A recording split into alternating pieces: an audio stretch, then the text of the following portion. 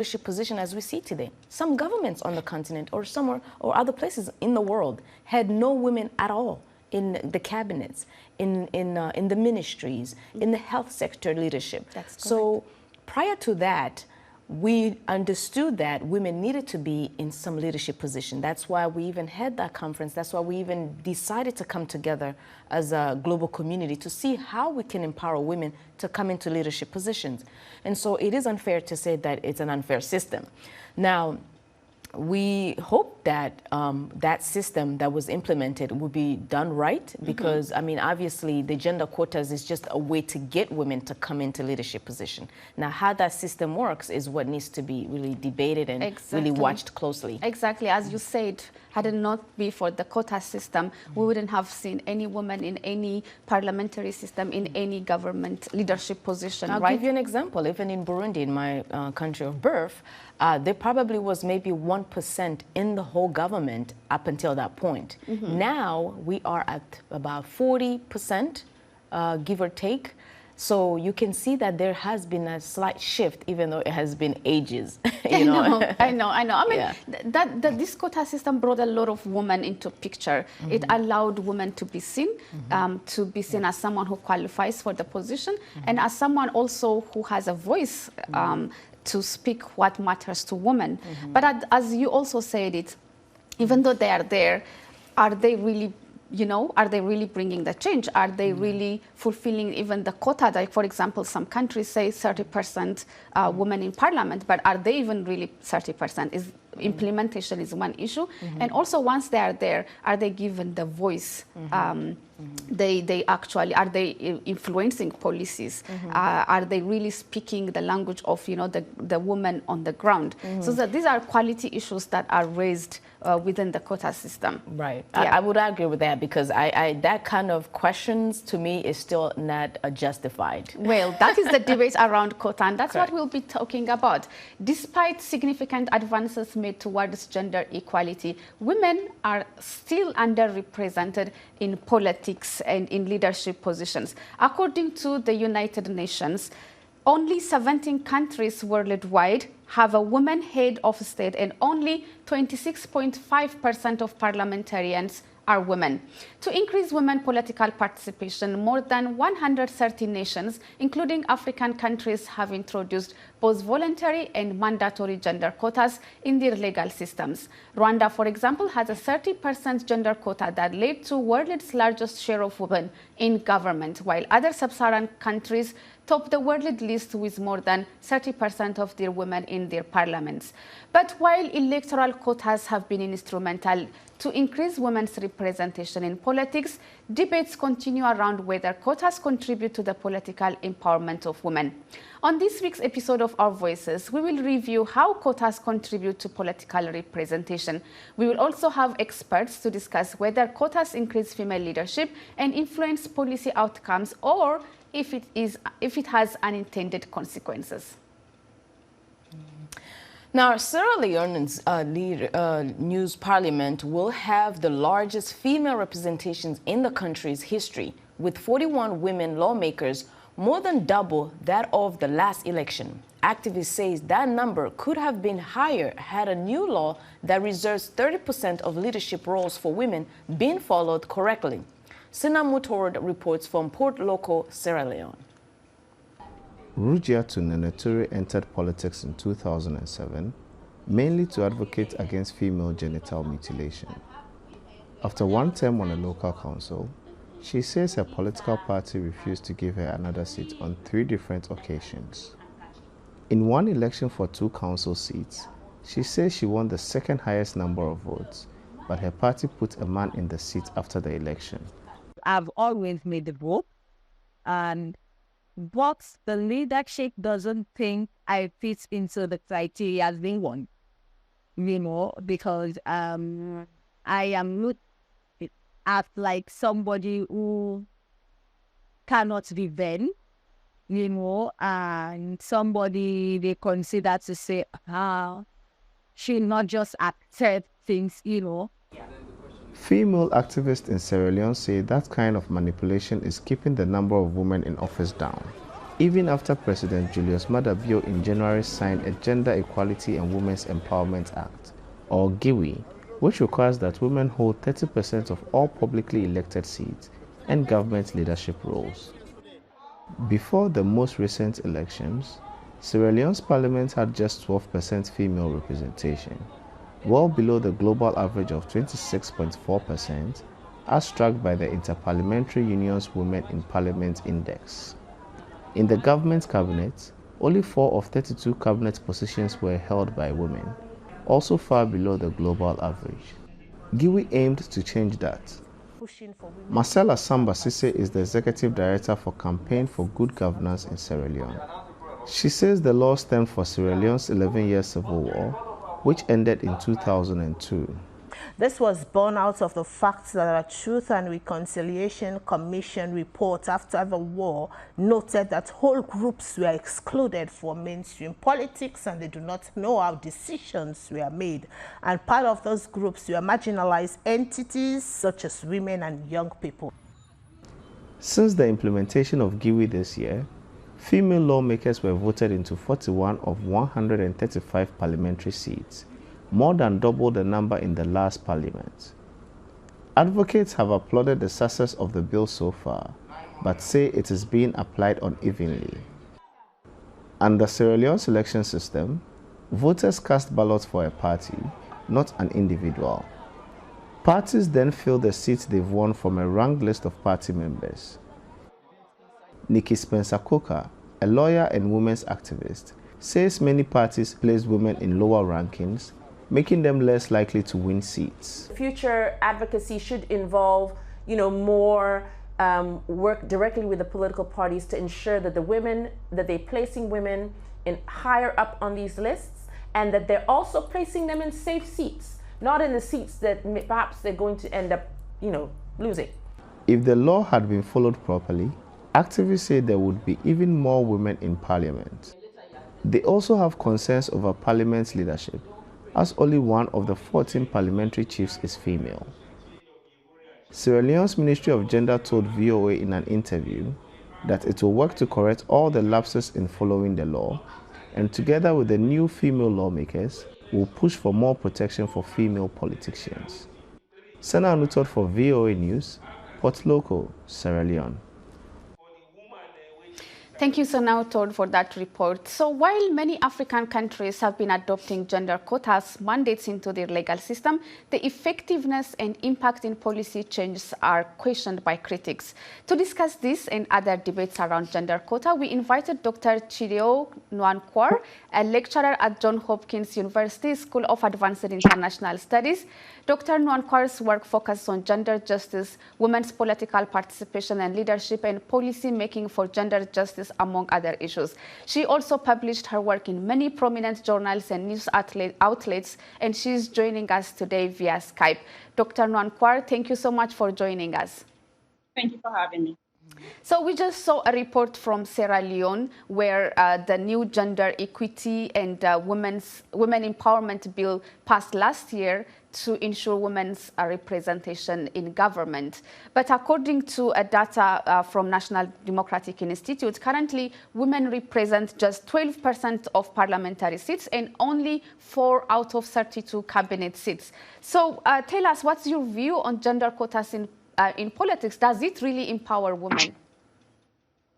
Absolutely. So there are a couple tested strategies that does include that has worked over the years, over the decades, to increase women's presence in political institutions, particularly national parliaments. And the quota has been proven to be one of the best strategies to fast-track women's inclusion in parliaments and the cabinet. So yes, absolutely. Now, of course, the taste of the pudding is in the eating. The problem has been with the implementation, right? And how these quota laws, these legislated quota laws, has been implemented across national cabinets, in national parliaments in Africa. And so we have various ways that political parties have created strategies, both informal, that has informal practices that they've used to buoy up these formal rules, that has created avenues and channels for them to ensure that they do not stick. Although, of course, there is the principle, right, of the laws, but the practices continue to ensure the marginalization of women. And that is what we saw play out in the Sierra Leonean National Parliament, where you have just about 20%, despite the 30% legislated quota law, and then you have just about 4 women in cabinet. Now, I completely agree with you when you say that the quotas do ensure the presence of women, and that's what I was saying earlier, even though there are some issues in the implementation, as you've pointed out. I recently had a conversation with the First Lady of Sierra Leone here in Washington, who was very happy about the passing of the bill in Parliament, and this is what she had to say, and then we'll come back and see exactly what can be done to make sure that these implementation issues are taken out. It's the most exciting. We are fighting for equality. But this bill, even though the bill just guarantees us 30%, you know, of all office spaces in the whole country, we could actually go beyond 60% because it's saying minimum. Right. It's not saying that's the maximum. It said a minimum 30%. So for you, it's political leadership, political representation. Yes. Okay. If it's minimum 30%. That means in Parliament, we can actually have up to 40, 50% in Parliament as female representing us. In the workspaces, the president himself will have no choice but to have, you will not only have deputy ministers who are female, but then the full ministers, all ministers, we have to have 30% of all ministerial position. We have to have 30% of all deputy ministerial position. We have to have 30% of all MDAs, you know, and then if you put all of that together, we've gone beyond the 30% that we're asking for. And the bill has been passed. That's Fatima Madabio, First Lady of Sierra Leone there. Now, Dr. Nwankwo, we hear that there's some excitement that we could have more than 30% in Sierra Leone in leadership positions, but in many places we've seen that we're stuck at that 30% or maybe even less. What, in your view, has been that issue that keeps it at that percentage when we've signed the agreement to bring more women into leadership positions more than 25 years ago? So there are a couple things here that we have to really consider when trying to figure out what's shaping women's increasing exclusion from power, even while we have these quotas passed. One of it is the fact that you don't have credible and sufficient pressure from women's organizations or women's mobilizations across the state, right? To make sure that political parties keep to their promises or that political parties abide by the rules of the game as stipulated in these quota laws. So essentially what this means is that politics, democracy is a rule of numbers, right? And so electoral, the electoral game creates incentives for alliances that ensures inclusion or exclusion. So when you have women's mobilizations not able to gather enough power to insist that political parties pay enough attention to women's issues and to women's demands, political parties go on to find ways to circumvent the laws and exclude women. So if you look across countries where there's been significant inclusion of women, some of those have had enough political lobbying by both feminist and other women's groups that have created inroads into political parties and that have maintained and sustained enough pressure on political parties and the state to ensure that they abide by the rules of the game. Maybe just one more question as a follow-up here, and I'm going to play a devil's advocate here and bring another critics. Even though this quota system brings more women into the political representation, but are these women really are being effective? Are they influencing policy? Are they being able to be a voice for the women on the ground? So can we say quota is effective in that way? So I'm glad you brought up that issue. So this has been one of the questions that detractors of women's political inclusion keep bringing up, right? As a strategy to ensure women's continuing exclusion. There are a couple of things here. One is that when, it's true that quota does create incentives to include elite women or token women, right, into power because of the structure of quotas and the alliances that these women create with political parties. So that is one. There's a tendency that it brings women who are inexperienced, who are not really focused on making change into politics. That's true. But then there's also the fact that when you have, let's say, about 20 women in parliament, you don't have a critical mass of women who are able to ensure change, right, in forms of legislation, bringing up bills and ensuring that these bills get passed. And this is where you have the issue of pressure, right, linking women's movements and feminist movements to the parliament. If you don't have a critical number of women in parliament, these women do not have enough power to ensure change. And that's secondly. The third thing is that there's a tendency to expect women to cure all, to be everything, right? You have a couple women, and the expectation is that they will change the entire world. While these expectations are not made of men, so men are not held to the same standards that women are held to. So overall, I would say that quotas do work because one, they bring women onto the table. And if they do bring women onto the table that are feminist-minded, these women struggle to ensure that the issues that they table do help to change the lives of women. Yeah. But if we bring women, a token number of women, they are constrained, right, as to what they can do. Because you're bringing women into an organization that is historically over the decades, right? Yes. Right. Lots of great point there, and we're so glad that we're going to have you in the second part of this show. We are discussing with Dr. Chido Nwankwo, a lecturer at the Johns Hopkins University. We are still continuing with her in the discussion in a few minutes on gender quota in politics.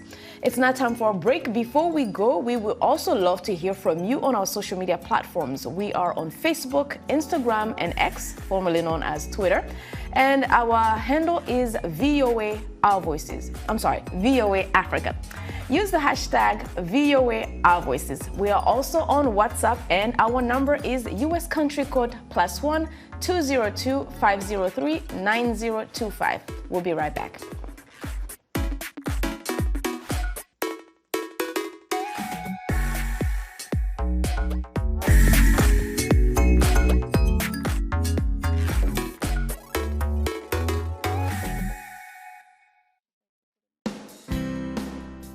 Health, wellness, sport, beauty, medical breakthroughs.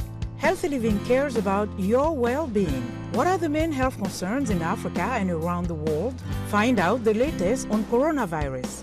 Connect with our experts and ask them questions. How long does the virus stay? Join me, Linor Moudou, in Washington, every week on Healthy Living, right here on VOA.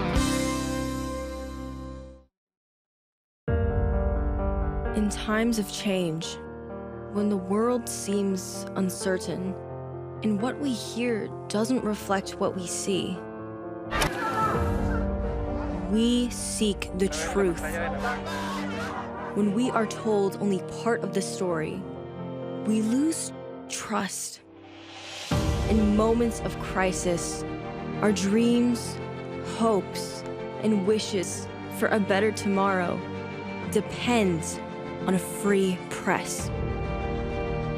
At Voice of America, we bring you the stories that people take risks to see.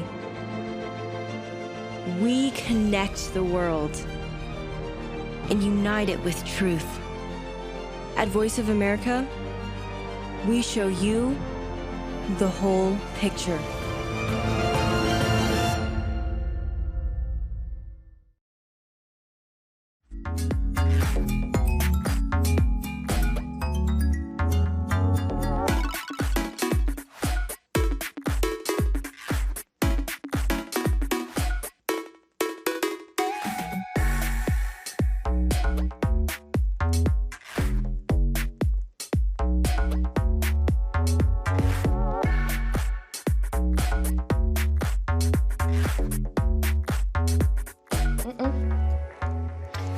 Welcome back. We are back and we are watching Our Voices, and we are discussing whether gender quotas help women political participation and if they bring gender equity. But before we continue our discussion with Dr. Nwankwo, who specializes on women political participation and gender justice, let's hear from women in South Africa on what they feel about having gender quota in politics. We have Dineo Mamko, Nolouzi Dlamini, Jasmine Encarnacio, and Desiree Manmela in Your Voice segment.